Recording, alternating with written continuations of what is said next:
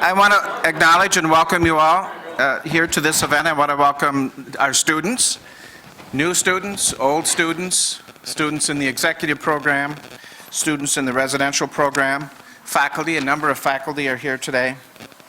MHA alumni, lots of MHA alumni. The Alumni Association and Foundation Leadership, thank you very much for coming. The program staff who helped make all of this happen. To those here and to those gone, not with us today, I'd like to welcome Dean Finnegan coming to the event. Thank you very much.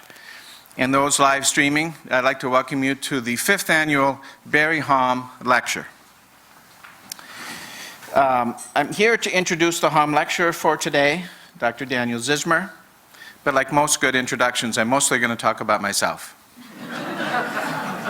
Specifically, how lucky I am and how lucky I feel. I'm lucky enough to have known Barry Halm, for whom the lecture is named after. He was an absolutely wonderful teacher who truly saw his students as partners in learning. I learned a lot. We all learned a lot from Barry. I'm lucky to be able to spend time with the bright young students in the residential and the full-time program. It's been a great honor for me at this point in my career to spend time with who are the future of healthcare. And I'm very glad to get to know those of you that are here in the program. I've been lucky enough to partner with Dan and our dear friend Bill Henry, who is not with us, to develop what was Dan's initial idea of executive education, which has afforded me no shortage of new colleagues and new friends. I'm lucky to work with such dedicated faculty, many of whom I call friend. I'm lucky enough to work with a staff that is dedicated to the well-being of students and faculty and demonstrated on a day-to-day basis. I have been, in my career, blessed with wonderful work. What I will remember most about my professional life are the friends that I have made, and that gets me to my introduction of Dan. Dan started as program director at a time when the core program was stable, back in its public health home, and there were resources available to expand upon what was a very successful program. Those of you who know Dan well, as I do, know he never misses an opportunity to see what can be.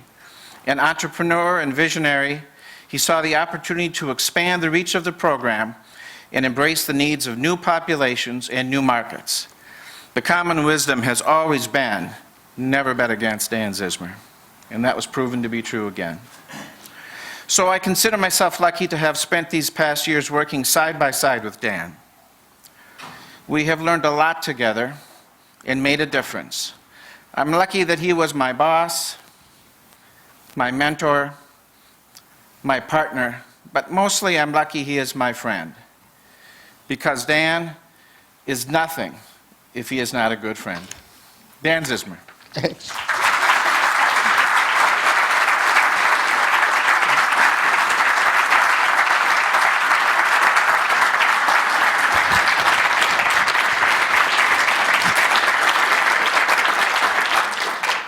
Good afternoon, everybody. Can you hear me okay up there? First of all, I want to thank Tom for the kind introduction. I thought you had delivered my lecture there for a moment. I'm delighted to be here in front of you. This is a privilege and an honor for me to do the Halm Lecture. Barry Halm and I was on that fishing trip, by the way, with Barry, and we go back at least 2 decades together, and he left us just simply way too soon.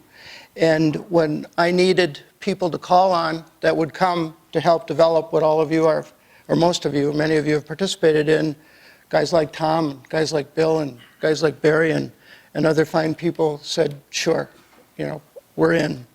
I do remember one coffee morning I had with Tom when I was trying to recruit him over here, and he looked at me and he said, you think you can pull this off? I said, well, we'll give it a try. But it was people like Tom, Bill Henry, Barry, and many others who are in this room, and many faculty that stepped up when we needed them, and all the staff that makes something like this possible. So I want to thank all of you for taking the time to be here today. I have the honor of giving the Halm Lecture.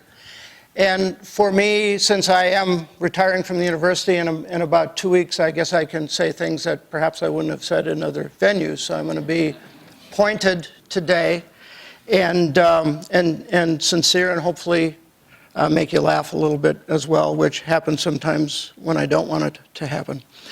I would also like to thank my oldest son, Elliot, for being here. He was also my new business partner, and my other new business partner, whom I've worked with for years, Kevin Egan. So thank you guys for coming. Thanks anybody who is sitting at home live streaming this. I think my dear wife is. She's recovering from surgery and couldn't be here today. So Kim, if you're out there, thanks for listening, and I love you, and get better soon. So, what I wanted to do today, and will do today, for those of you who are economists or had any economics course, and since I'm technically not a card-carrying economist, I don't think I'm even permitted to use these two names in the context of a talk, but I'm going to have at it anyway. And I'm going to talk about my observations, some perspectives, some experience, and some research on healthcare today, and give you some of my views on where it might be going or not. So I decided to call this What Happens in U.S. Healthcare Where Schumpeter Meets Smith, Adam Smith. So the first thing I'm going to do before we get started is mix a couple economic metaphors. And if I ever start a bar, it's going to be called the mixed metaphor. Just think about that. Just for a moment, think about that. It'll sink in later. So we have my friends here, Joe or Joey Schumpeter, had the theory of creative destruction. And I'm going to present a couple of economic theories tonight. And I want to then contrast them with some observations that I have of the health system. You walk away today and decide whether either or both of these fit. Schumpeter launched the theory of creative destruction. Permit me to read this to you, and I apologize for reading to you, but this is where I'm starting. His theory of economic innovation. Capitalism causes innovations. Those innovations cause old inventories, old technologies, old skills, and old methods to become obsolete. They get replaced by innovative alternatives. Competition by innovation creates a discipline that attacks the old and creates the new. Think about that in the context of our healthcare delivery system. And or Adam Smith, who showed up on Earth many, many years before Schumpeter, talked about the invisible hand. And his theory of economics was the natural phenomenon. There's this invisible hand that guides, a natural phenomenon that guides free markets. As individuals toil in their own best interests, the good of society is promoted. So think about those two individually and together. Contrast those with some observations that I will provide you. And believe me, I'm going to editorialize along the way. Now, if you don't like those two theories, then think of this. This is sort of the crux of what I want to talk about today to healthcare leaders and future leaders in this room. The fundamentals are still the fundamentals. I'm watching colleagues, I'm watching people I respect in the industry get distracted by what may be the next shiny object in healthcare, the next seminar fodder, the next three initial sort of idea of what's next. And what I hope to be able to do as I go through this today is keep you coming back to the fundamentals as the fundamentals. At the end of the day, we can talk about population health, and we can talk about value-based reimbursement, and we can talk about a lot of theories about where healthcare may be going. But at the end of the day, there is a patient in a room with a physician, a nurse, or other healthcare provider. And at the end of the day, that person sitting in the room is not a population. They are an N of one, and they're certainly not an epidemiologic study. I'm not trying to distract you from expanding your mind about this, but I want you to come back to, and I'm going to try to convince you that despite what you may see and hear on the seminar circuit, fundamentals remain the fundamentals. So let's look down the road a little bit with healthcare in the United States. I'm not the only one, by the way, that believes this. But if we look over the next 10 years, I would suggest that the number of health systems in the United States will be reduced by about 50% through mergers, acquisitions, and other consolidating events. And if we are really students of industries and consolidations, we can learn some things from these industries and take a look at what may happen next. I think we're going to have an extraordinary rollover or turnover in a labor force out there. If, in fact, you buy it all that healthcare is fragmented, disjointed, dislocated, we can't be simply creating all this consolidation and keep adding more people onto a fragmented way of doing business. So I would suggest that if you are a student of other industries and consolidation, and, in fact, this consolidation takes the path I've suggested here, there will necessarily be a fundamental rollover in the labor force. So those of you who are at the end of your career, good. For those of you who are at the beginning of your career, think what this may mean. I remember vividly sitting in a management meeting at Essentia Health. And back there in our model, I had more physicians on the management team than non-physicians. I remember a cardiologist very clearly said, and he caught me and stunned me, and he said, "How come all we talk about is cutting costs on the care side of things?" He said, "I figured out how to read an income statement. Seems about 31% of our cost structure has very little to do with actually providing care to anybody. It's a lot of finance, and it's a lot of billing, it's a lot of accounting, it's a lot of marketing, and it's a lot of legal, and it's a lot of overhead, and it's a lot of stuff we buy. And how come we keep beating up over doctors and nurses about cutting the costs of health care? What about that 31%? And that since has become sort of a mantra of mine. What about the 31% factor about that? So when you think about, sure, we can streamline things and we can change care models, and I don't deny that, and that's all important. But when you walk away today, don't forget that 31% factor and everything that goes into, and that which goes into the cost of health care. But if in fact we are going to roll over a market, or roll over a labor force from all this consolidation, then take heed of that and figure out which new kinds of skills are going to have to replace the old skills as innovation creates destruction of the new in favor of the old. I was recently spent some time with a senior management team of a very large health system, which you would recognize, and we were talking about this consolidation and the effects of that, and all the mergers and the acquisitions and little organizations slamming into big organizations. And we were talking about the problems that seems to be causing. And the senior leader of the group, name which you would know, he said, he said, if we want to be honest with each other, we do all these mergers and acquisitions, and then we tell everybody the big lie. The big lie is nothing has to change.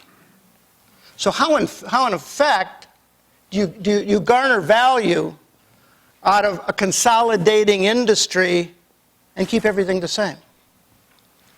Magic doesn't occur somewhere in this formula. So the challenge will be, if in fact the consolidation is occurring at the rate which I see it is, and if it continues apace for the next several years, and in fact we reduce the size of the delivery system by 50% in terms of number of health systems, not the size of the entire delivery system.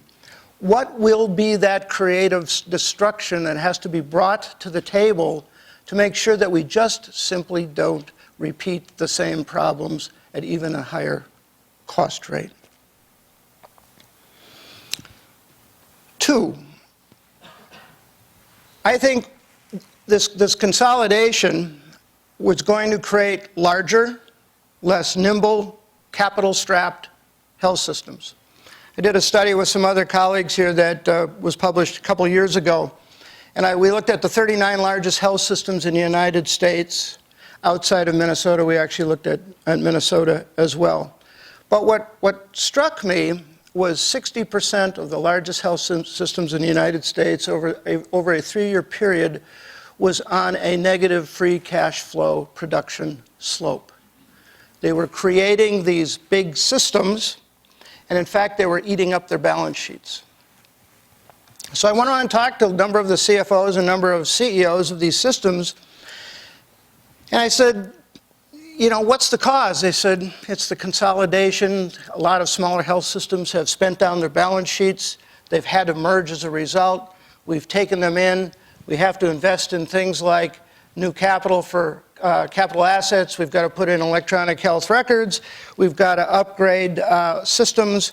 And we're just simply spending down our cash and our debt capacity. I said, okay, I've watched other industries consolidate, and sometimes that's fine. But what do you do next? And I heard too many times, we're not sure. We're not sure. Or I did one that I thought was a product of somebody sneaking into the pharmacy who said, well, here's what's going to happen. All those insurance companies are going to want to transfer financial risk to us. And then, in fact, we'll be able to cut our costs, and we will have all that profit, and that'll replenish our balance sheet. And I said, find me a CEO of a large healthcare company anywhere in the United States that wants to do that. So, A, students, never be too far ahead of a market. It's expensive. And never make up in your mind a view of a market that has to show up or your business collapses.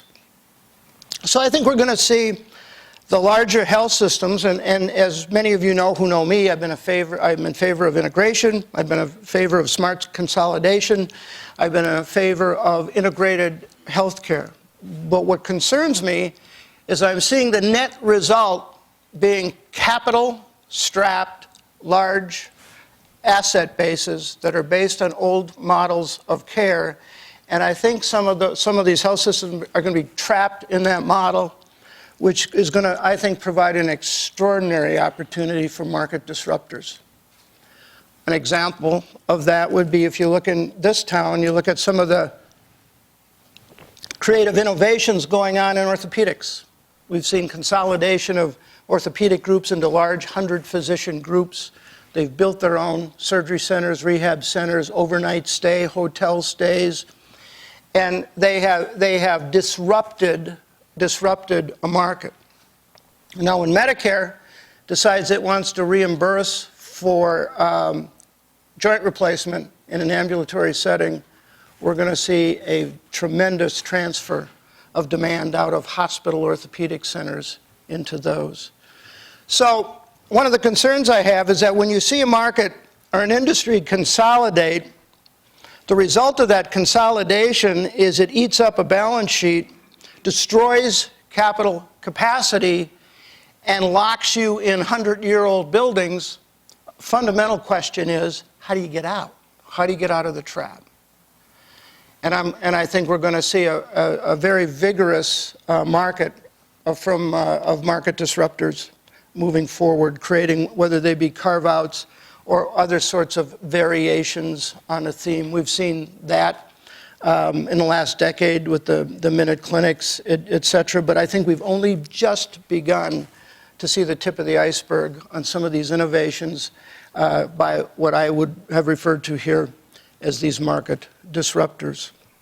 And if in fact the community health systems are trapped in their own capital structure, old capital structures, not-for-profit debt capital structures, and can't bring new innovations or new innovative ways of financing healthcare to the table, they will be sitting ducks.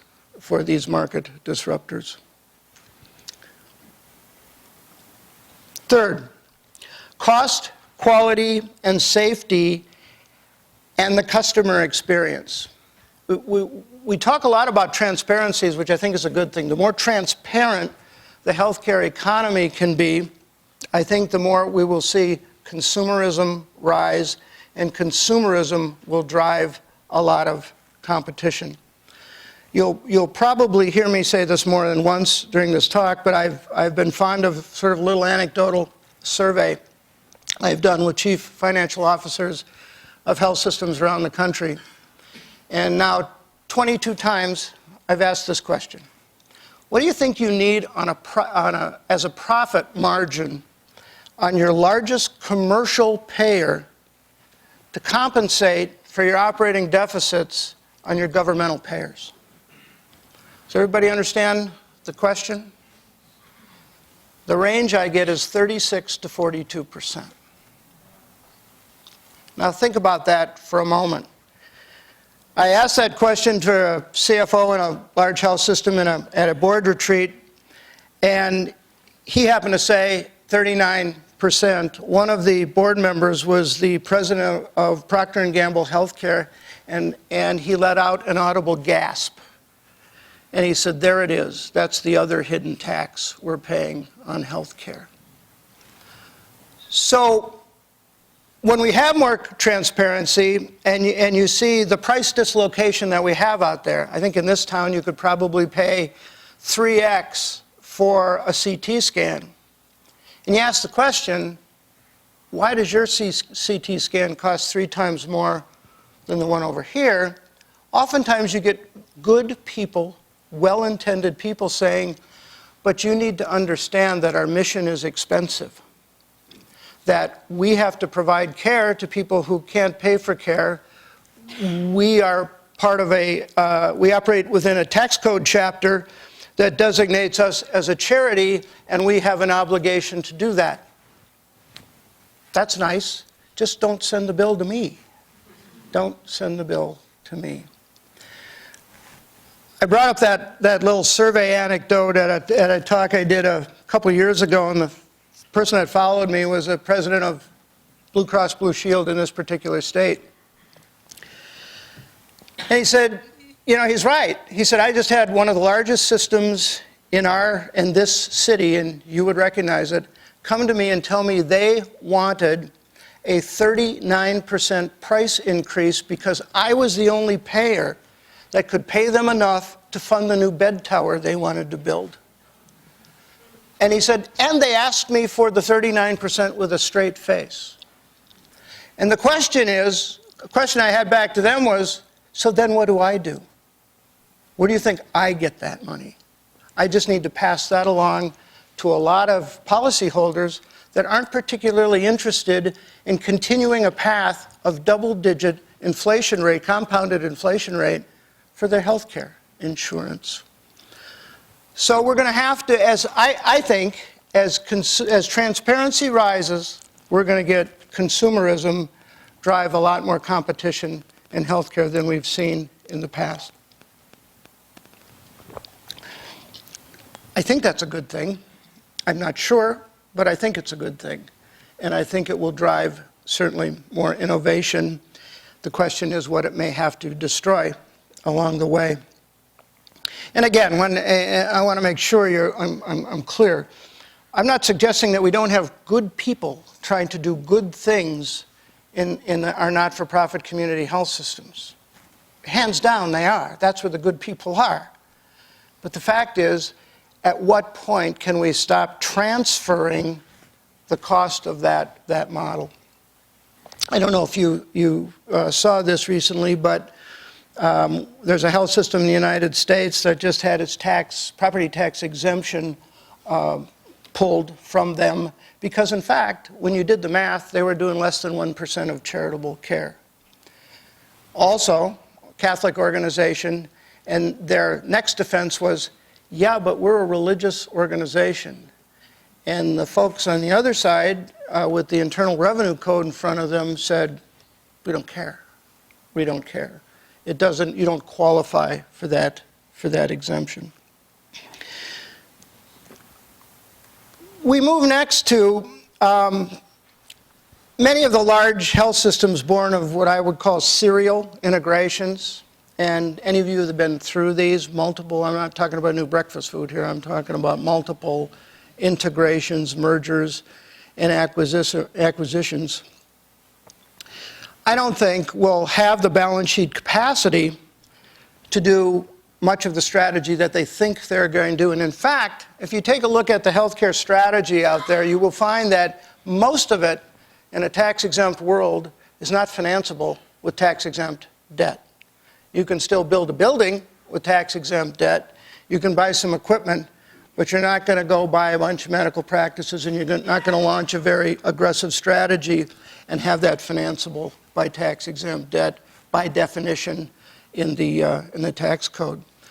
So if that is your only capital source and you're not generating sufficiently off your business to replenish your liquidity on your balance sheet and by definition your debt capacity, then where are you going to get the capital to do what you need to do? Where are you going to get the capital to transform this system that you've locked yourself into with serial negotiations?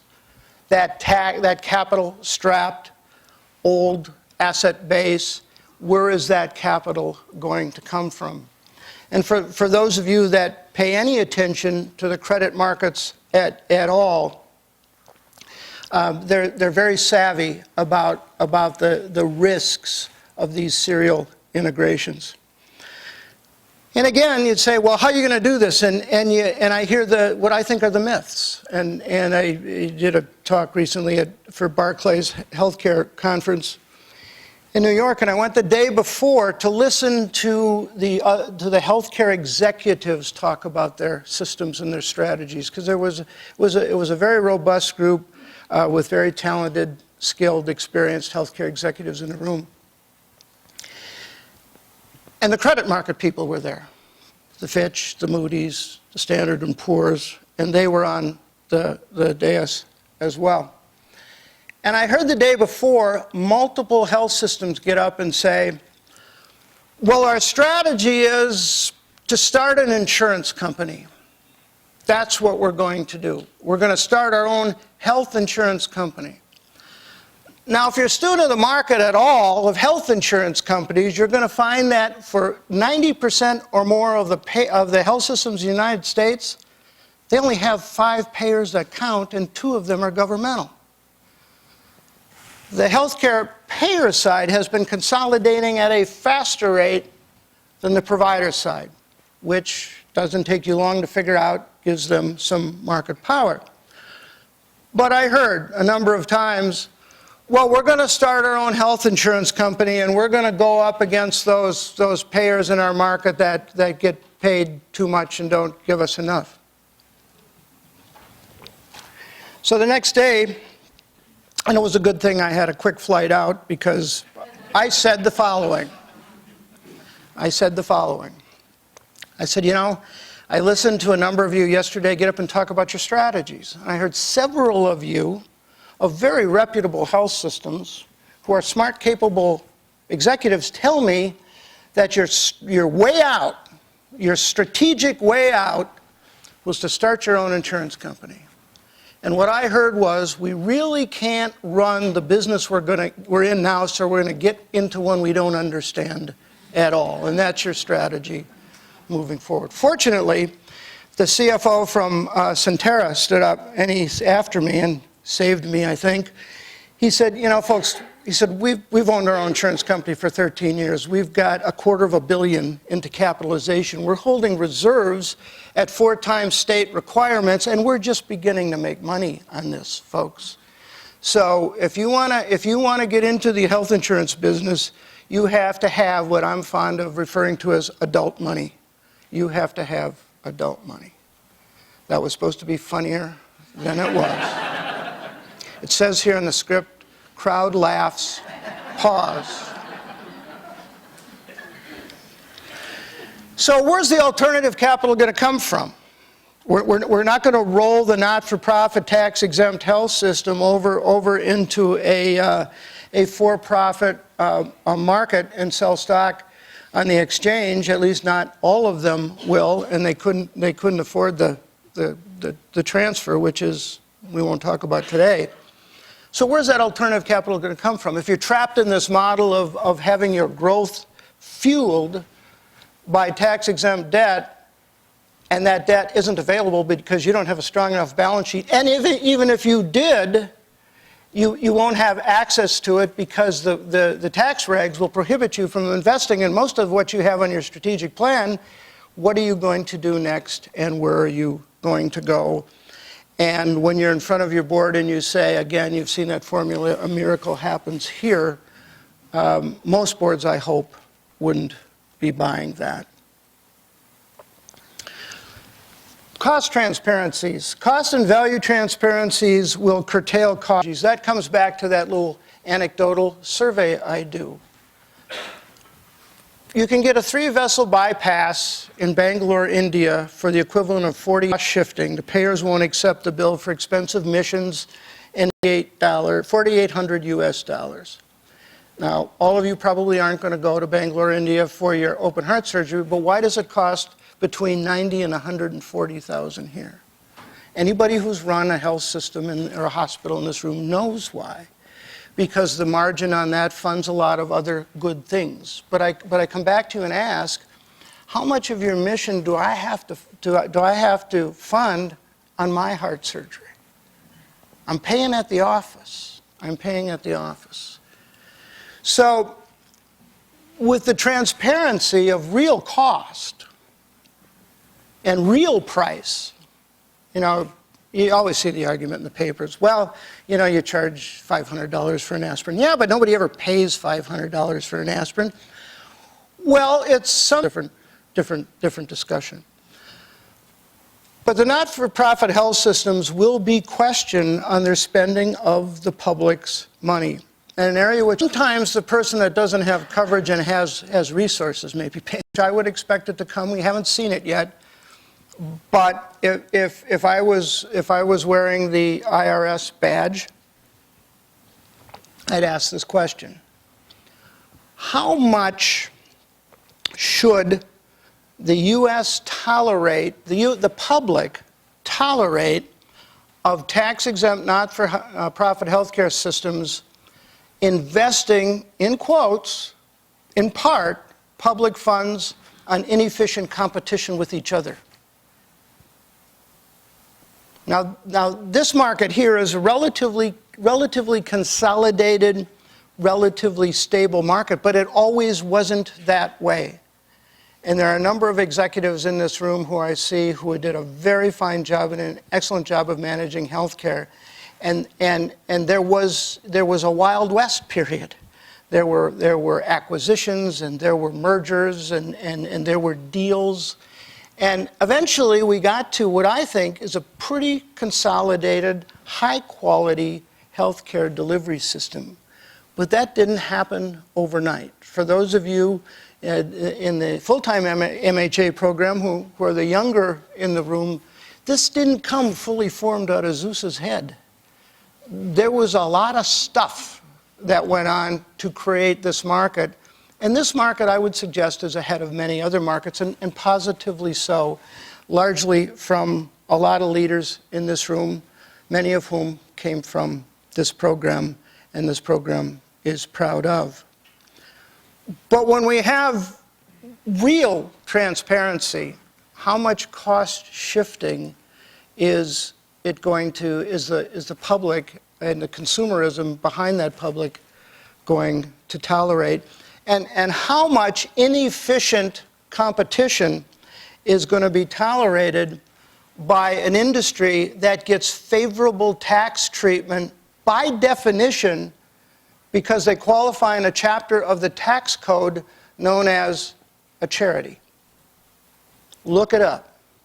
If you want to go to sleep really fast some night, read the tax code. I think it's not so bad, but I don't get out that much. This next one may surprise or even rile some of you. We hear about the sort of the lack of providers. We've got a deficit of physicians. I happen to be in the camp where I would agree we've got a maldistribution of lots of licensed providers, whether they be physicians, nurses, or others. But I'm not sure that at a macro level we have a deficit. There are those that would argue that perhaps we may have a surplus. And if you look at the foreign medical grads in the United States, 26% of the physicians in the United States today are foreign medical grads. And if you step back, take the camera back a little bit, and look at the macro view on a global basis, you will find that it's a very mobile market out there, a mobile global market for professionals and even patients moving around. So do we have a shortage of physicians? Some places, sure. Maybe rural health care, for sure. But if you look at the macro picture and the distribution, in fact, is there a surplus? Several of us and colleagues in this room and students, I see Mr. Cummings sitting right up there, worked on a study for MedPAC. The MedPAC wanted to get some visibility on how interprofessional teams work.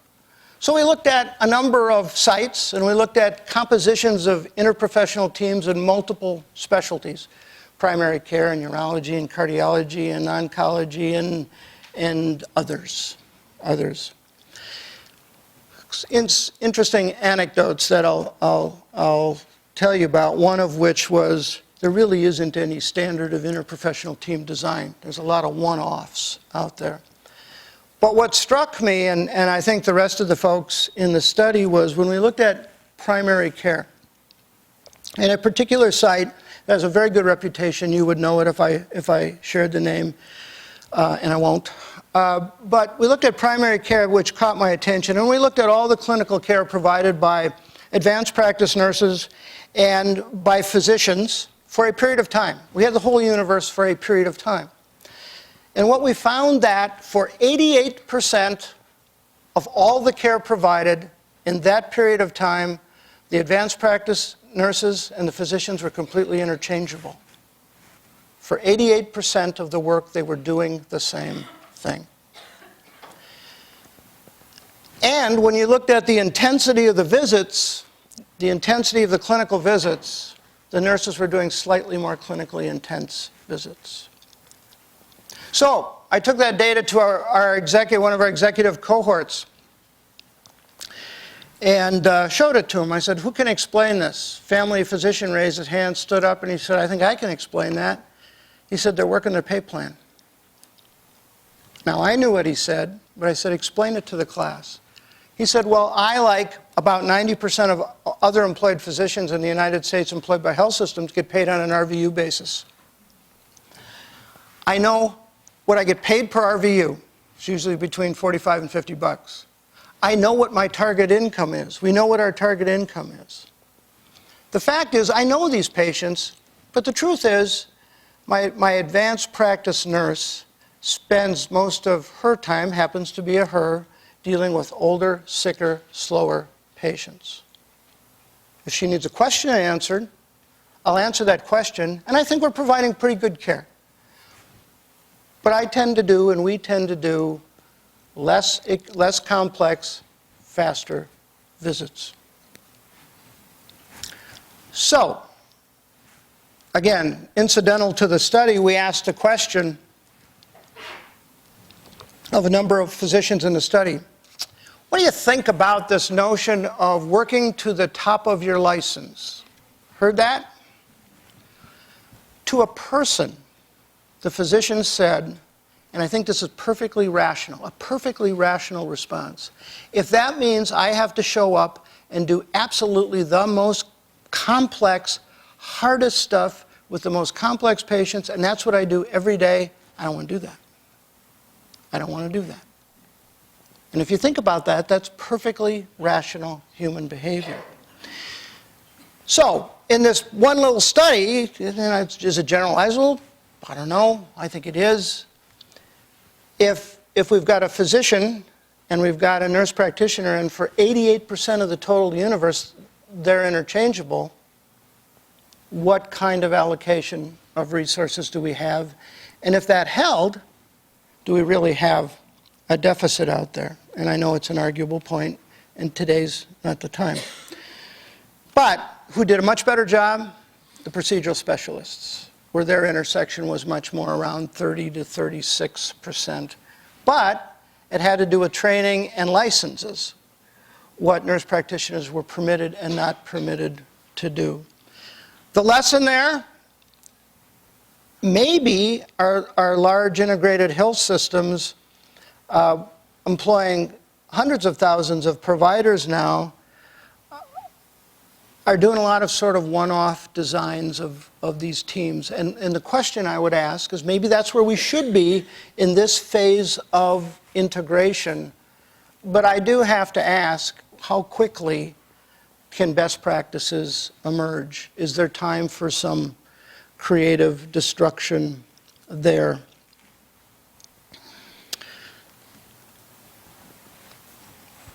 If you look at the literature and you look at the integrated health systems, somewhere over about 90% of the compensation plans for physicians are in fact RVU productivity driven. And when you take smart people, skilled, experienced people, and you put the incentives in front of them, you really can't be surprised that they follow them. So one of the questions for probably the younger folk in the room is, what will be the definition of productivity of a physician or any sort of licensed provider going forward? I think we have to think smarter and bigger than it's a unit of effort that we pay them $40 to $60 for. And at the end of the month, I can even do this math. We take the number of units times the dollar per unit, and that's what your paycheck is. I think it's a little demeaning, frankly. But it certainly is not a robust model of productivity of very talented, skilled people. And so what will be that definition of productivity going forward? And how will we take these expensive capital bases filled with highly skilled, well-intended people and convert them to much more of a productive, economical delivery system out there? Who in this room is going to do that? Pretty sure it won't be me. But somebody sitting out there, or several of you sitting out there, have to be in the business of figuring out this issue of how do we make a very expensive, perhaps capital-strapped asset base more productive. And I don't mean just simply cranking out more RVUs. And I really don't think, and this probably could be heresy, but I don't think the provider systems, the healthcare systems, are really going to get paid a whole lot of money for keeping populations healthy. I think it's nice, I think it's good seminar rhetoric, but if you think about it, if a business is defined largely by what people pay you for those of you in finance and your healthcare system, how many bills are you sending out to healthy people? How many bills are going to healthy people at the end of the month? And I'm in the faculty of the medical school, and I don't know that we've got a lot in the curriculum of medical school or the residencies or the fellowships focused on maintaining or improving the health of populations. It's a laudable goal. Please don't misunderstand. I'm just not sure that today, the way our healthcare system is configured, it's prepared to be in that business. Maybe somebody else, maybe a market disruptor is going to be in that business. I don't know. I do know that we have to come up with a better definition of productivity of people, very smart, skilled people working together for the good of the patient. We got to be smarter. than coming up with counting little widgets made or RVUs made. There's got to be a better way for that. Speaking of market disruptors, I think physiologic function self-monitoring will become commonplace and become a new hobby for the aging. You'll be sitting around with your iPhone showing everybody your serum cholesterol levels or something else. I'm not sure I want to be in the room when that happens, but the point is, what's the message there? The message there is more power will be put in the hands of people at a very accelerating rate. Orders of magnitude, exponential growth of that, and who will be the market disruptors for that, and what will they do with it? And as I said here in the slide, I think it becomes the new coffee talk subject. How are your lipids doing today? PSA bouncing up and down? How's it going? But again, if you come back to the consolidation effect and the capital-strapped asset base and all that stuff I talked about before, it's a great opportunity for the market disruptors to move in. And again, good or bad, not necessarily sure. Health systems, and we're seeing this now, and this concerns me.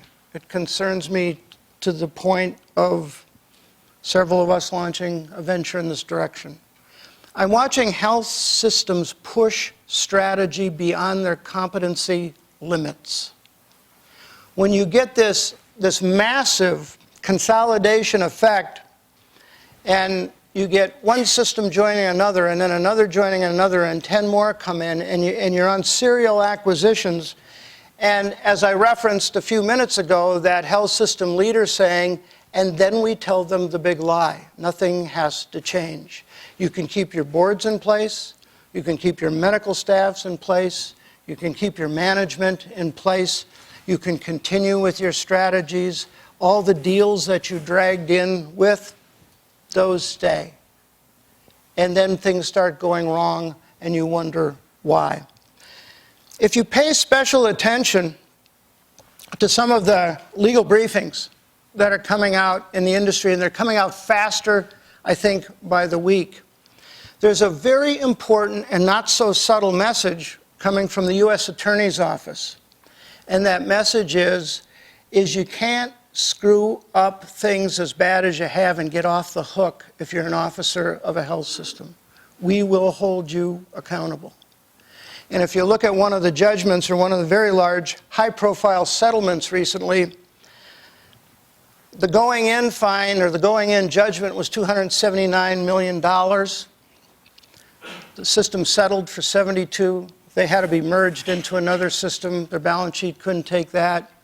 The interesting part, if you read sort of the not-so-fine print, was, and the federal regulators will keep open their prerogative to pursue officers on criminal charges. That's not the healthcare environment I remember. So as in another system, which you know is just tagged with a $119 million judgment, and I think this is the first time one was ever paid with no litigation whatsoever. They just said, okay, kind of caught red-handed, we will pay it. Now, I brought that case up in that room full of the leaders of that health system. And I happen to be on a health system board represented in this room by Rocky Chapin, and I'm very proud to be part of that organization. But I mentioned that judgment, that settlement, and this senior officer said to me, yeah, but they can afford it. I said, really? If I was on your board and we got tagged with a $119 million judgment, we didn't even contest, and you sat as an officer in that boardroom and told me, don't worry, we can afford it,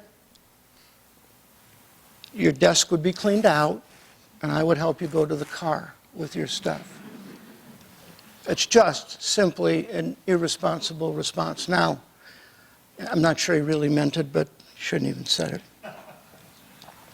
So as health systems are pushing strategy as a product of these serial integrations, they're tending to put their organizations at risks in areas that they haven't seen before. It's sort of that unfamiliar frontier of strategic risk.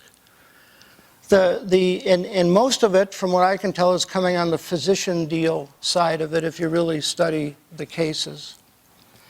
So boards are going to be caught flat-footed. And for physicians in the room, and I know we have a number of physicians in the room, I would like you to go home tonight and look up responsible corporate officer doctrine. Responsible corporate officer doctrine. If you're in a health system and you carry the title of officer, you have a responsibility that extends beyond your job description. And by definition, you may be the only person in the C-suite that has the training, the license, and the experience to be held to a higher standard.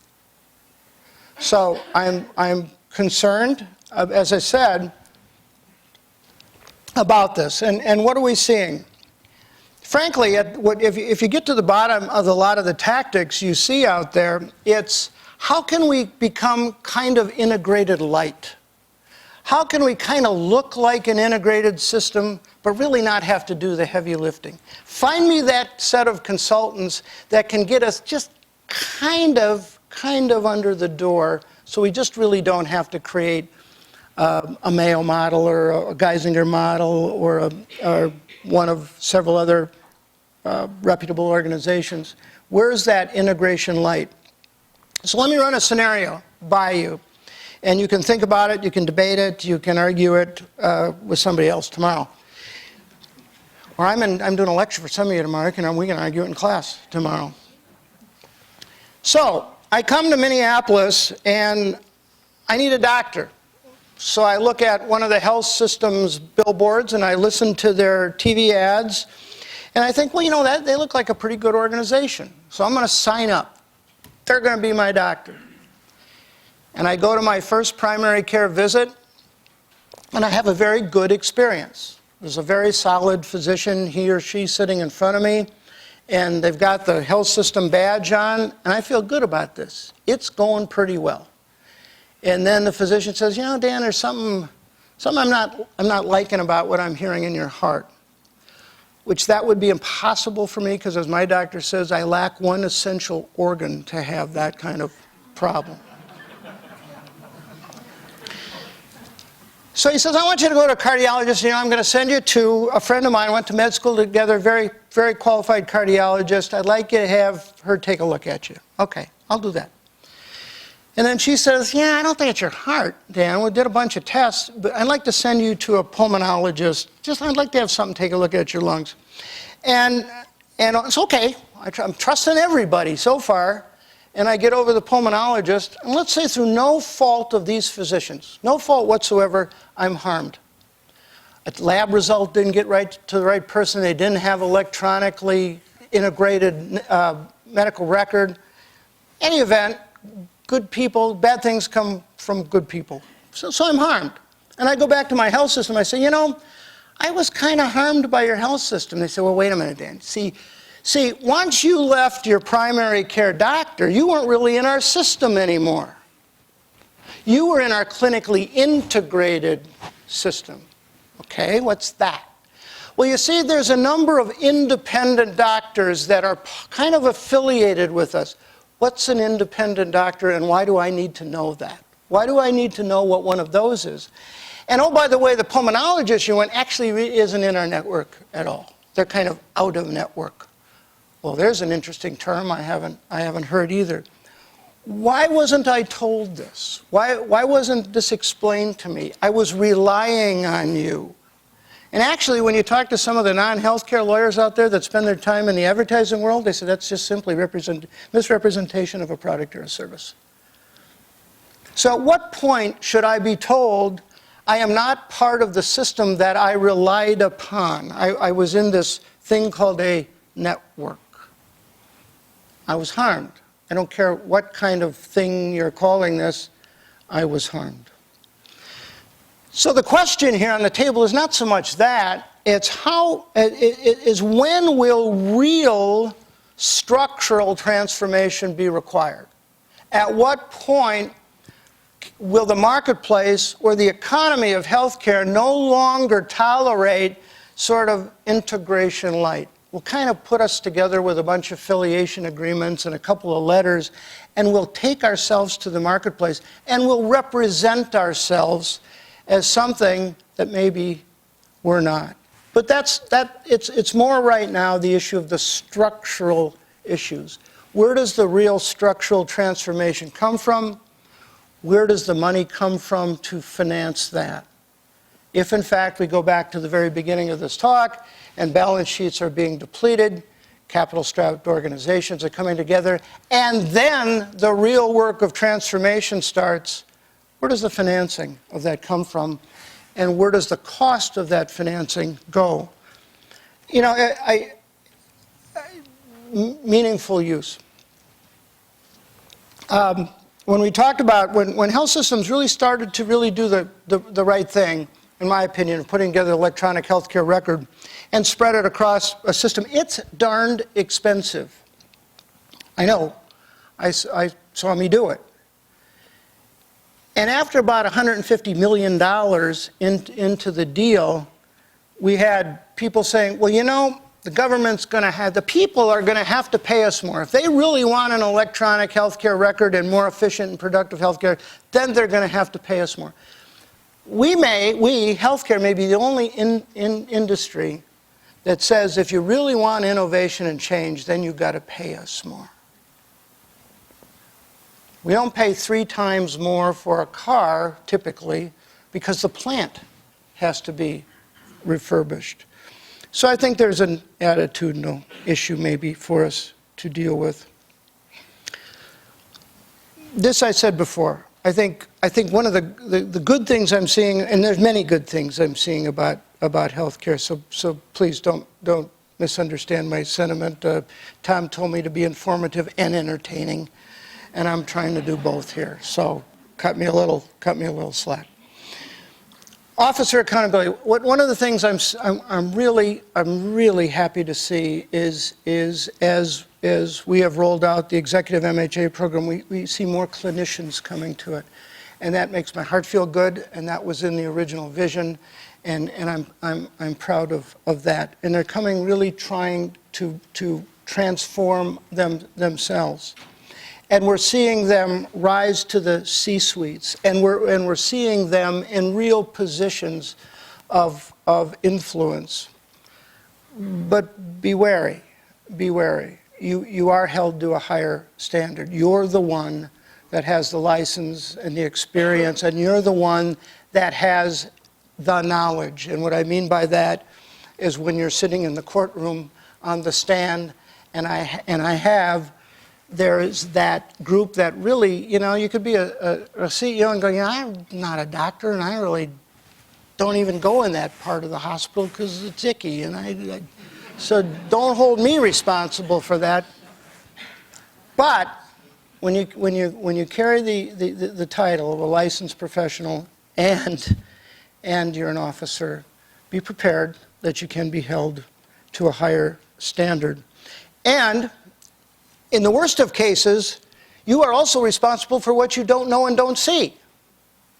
What you don't know and don't see. And you can't confine your accountability to your job description. You can't say, well, you know, I'm the chief medical officer, but I'm really responsible for managing this group of employed doctors. And the rest of the health system is doing deals out there and doing stuff that I really don't control. Be wary of that accountability and responsibility you may have. Health systems, and I'm not telling tales out of school, nor stuff that many of you don't already know, have typically garner most of their financial productivity from a handful of service lines. For decades, it's been cardiovascular. A great portion of the margin that funds the entire balance sheet comes from typically 5 service lines or less.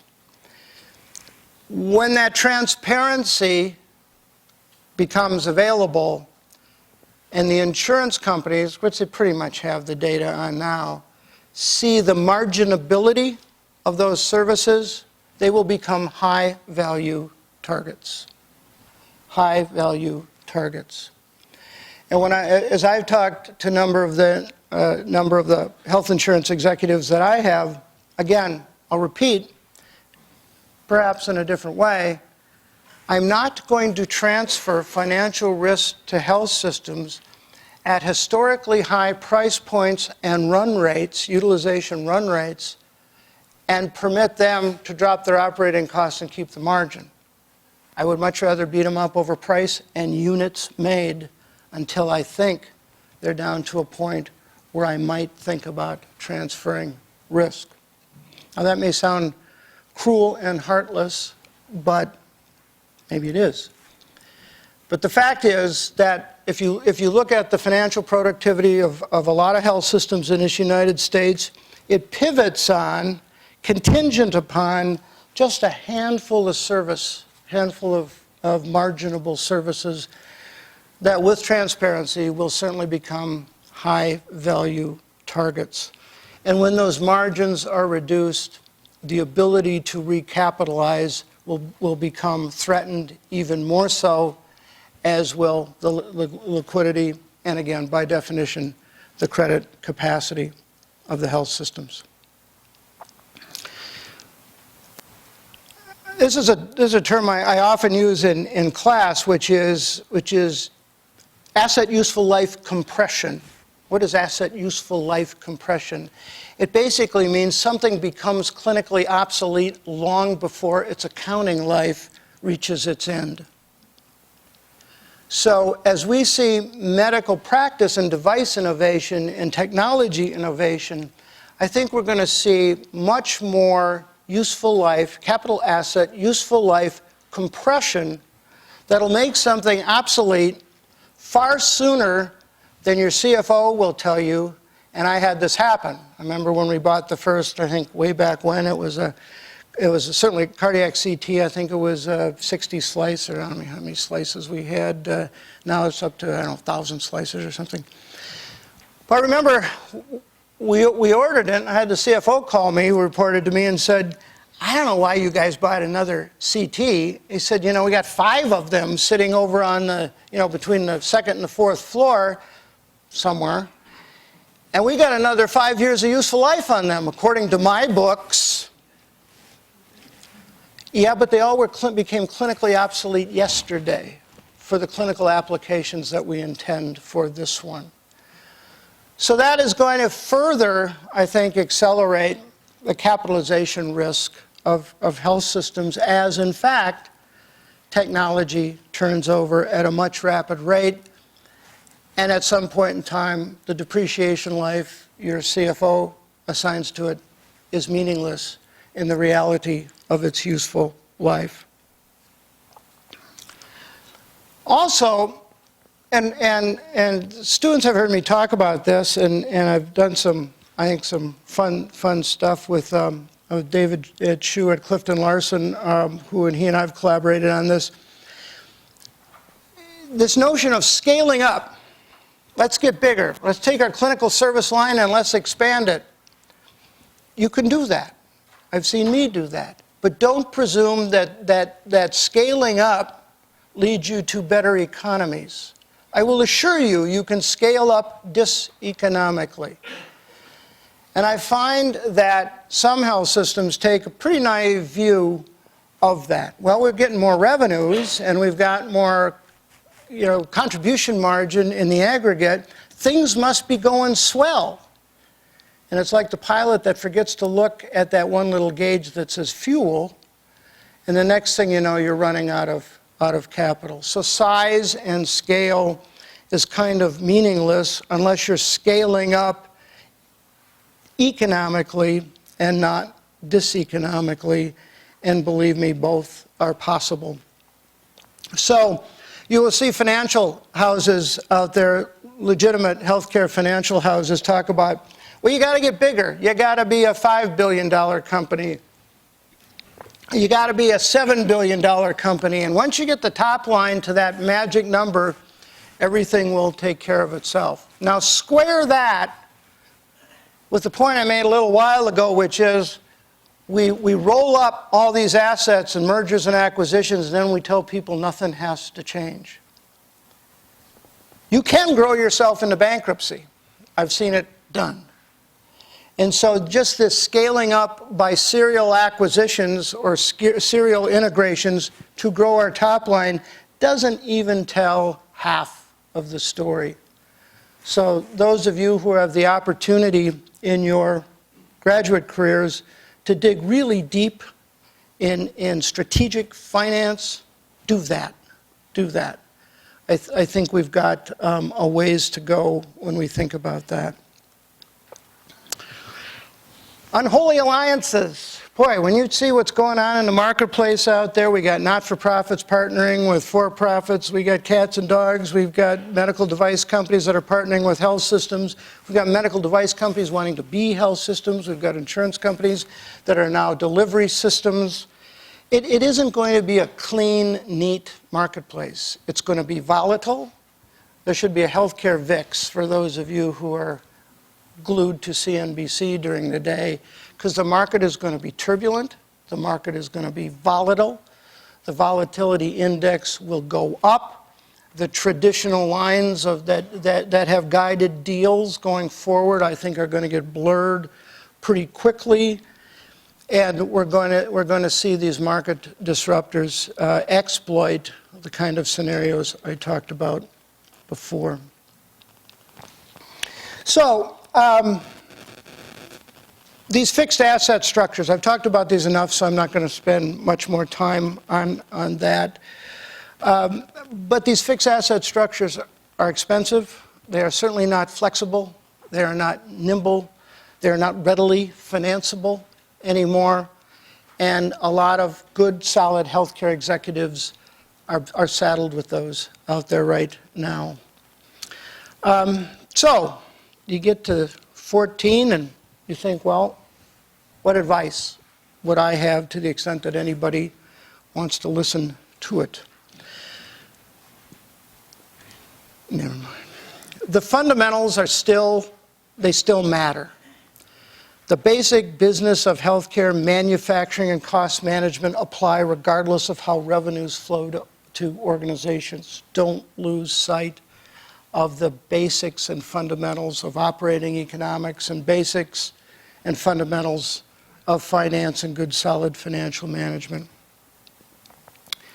Number 2, don't get too far ahead of a market trend unless you have a whole bunch of adult money.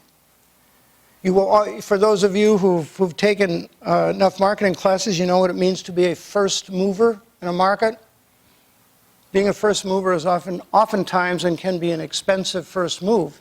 However, if you've got the balance sheet for it, then you make those with the less well-off balance sheets chase you. And you know they can't. It's a chase strategy. If I've got a strong balance sheet and you don't, and I know it, I'm going to want you to shadow me and I'm going to want you to chase me because I'm going to know when you run out of gas maybe before you do. Pushing strategy to excess out there is going to exact a very, very high price. And it's not anymore just simply a check you have to write or a slap on the hands. It's going to destroy good people's careers. It's going to destroy lives.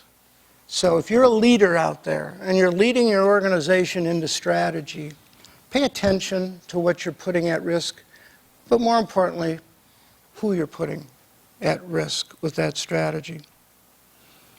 Size can matter if the growth is scaled up economically.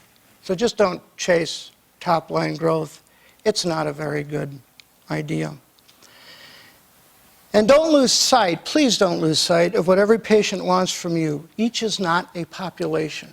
Each is not an epidemiologic study. Each of which is an N of one, and they come to you and they trust you. And they need to trust you. By definition, they don't do what you do or don't have the knowledge you have So you need to be trustworthy, and that is one of the fundamentals. And don't dismiss the potential of these market disruptors out there. So, I shouldn't have done that. What's your theory? What's your theory? And what theory or theories are you going to act on out there? What are you going to be taking your organization through? What are you going to invest in strategically? What are you going to put at risk? And last, and some of this, including myself along the way, have learned this the hard way. Be protective of your culture. Please be protective of your cultures. Good people, and most people I've met in healthcare, it's one of the reasons I've loved to be in it, are good people. Good people lose faith when leadership is confused, disoriented, and distracted by the next shiny object. So thank you very much.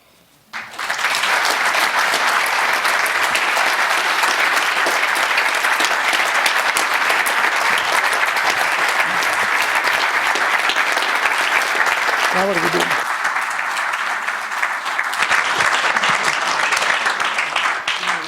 You can now go through those doors and there's a reception. Please join us. They're not going to do a Q&A. Okay. Never mind. Take this back then. Thank you, ma'am.